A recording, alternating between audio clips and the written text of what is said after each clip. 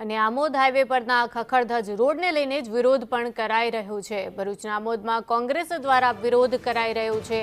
કમળના છોડના બેનરો એક ખાડામાં લગાવીને કોંગ્રેસ વિરોધ કરી રહી છે। આ રસ્તાનું વહેલી તકે જ સમારકામ કરવામાં આવે તેવી પણ કોંગ્રેસે માંગ કરી છે। પૂર્વ ધારાસભ્ય સહિત કોંગ્રેસ કાર્યકરોની અટકાયત પણ કરવામાં આવી છે।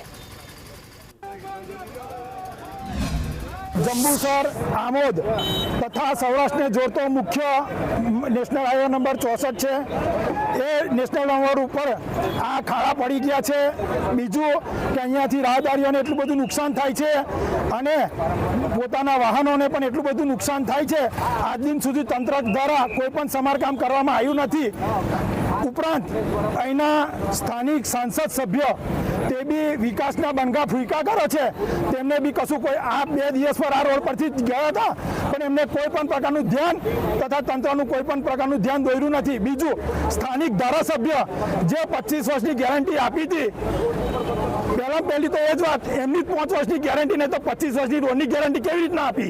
तो बेंकना कामे जता होय, सौराष्ट्रनो जोड़तो रस्तो होय, सुरतनो जोड़तो रस्तो होय, आ रस्तो हमणा 6 महीना पहला बनाववामां आवेलो। आ रस्ता जंबूसर विस्ताરના ધારાસભ્ય BK સ્વામીશ્રીએ 25 વર્ષ સુધી ગેરંટી આ રસ્તો તૂટે નહીં। તો કયા કારણોસર આ નિવેદન આપવામાં આવ્યું છે, કયા હેતુથી આપવામાં આવેલો તો આ નિવેદન એ ખૂબ મહત્વનો પ્રશ્ન છે।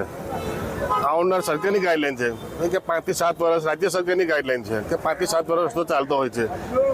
આવનાર દિવસની અંદર અમારા પાર્ટીના પ્રમુખ નરેન્દ્રસિંહ આમોદ તાલુકાના અને એમને કેતનભાઈ મકવાણા, સાજુભાઈ સહિતના આગેવાનો આ રસ્તાનો જલ્દી કામ કરવામાં આવે એ વિનંતી છે। આવતીકાલે તો નહીં પણ થોડા દિવસની અંદર વરસાદ સુકાય તાકીને એને કામ કરવા એ અમારી રાજ્ય સરકારને, તમારી સરકારને અમારી વિનંતી છે।